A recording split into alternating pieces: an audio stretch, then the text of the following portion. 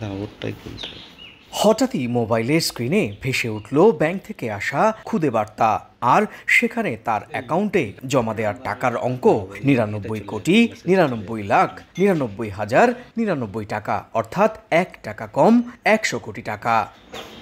ঠিক যখন এই খুদে বার্তাটি মোবাইলে ঢুকলো, তখন বাড়ির পাশে আমবাগানে দিনমজুরের কাজ করছিলেন উত্তর 24 পরগনা জেলার দেগঙ্গার বাসুদেবপুরের বাসিন্দা নাসির উদ্দিন।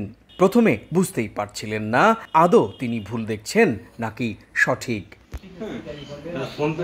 তখনই বাড়ি থেকে খবর আসে মুর্শিদাবাদ জেলার জঙ্গিপুর থানা থেকে নাসির উদ্দিনের নামে সাইবার ক্রাইমের অভিযোগে নোটিশ এসেছে।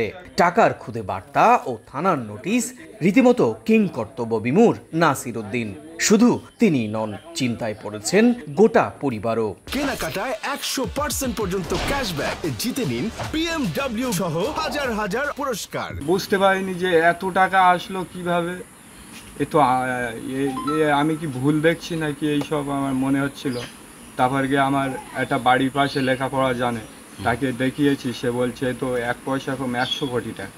আমি দেখুন ঘেবড়ে গিয়েছি যে পুলিশ তাহলে আমার এই জন্যই কেস করেছে। কি হবে কোনি এই টাকা নিয়ে আবার কেস কাবারি, আবার কি মারধর করে, কি জেলে টেলে দেয়, এই সব মনে হচ্ছে।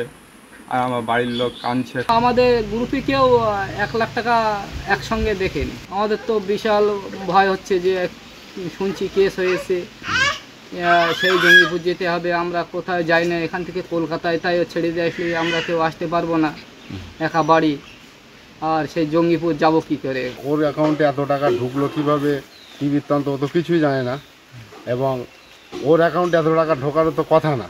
তবে বুকে কিছুটা সাহস নিয়ে স্থানীয় ব্যাংকের শাখায় যোগাযোগ করেন নাসির উদ্দিন।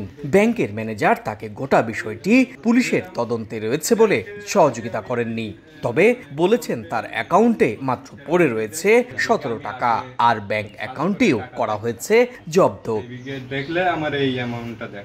আসলে ভুলবশত কোনো ব্যক্তি এত টাকা নাসিরের অ্যাকাউন্টে ডিপোজিট করেছেন নাকি ব্যাংকের সার্ভারজনিত কোনো সমস্যা, সেটি এখনো পরিষ্কার নয়। আর যদি এমনই হতো তবে মুর্শিদাবাদ থানা থেকেই বা কেন নাসির উদ্দিনকে ধরানো হলো এই সাইবার ক্রাইমের নোটিশ, সেটা নিয়েও উঠছে নানা প্রশ্ন। সুব্রত আচার্য, সময় সংবাদ, পশ্চিমবঙ্গ, ভারত।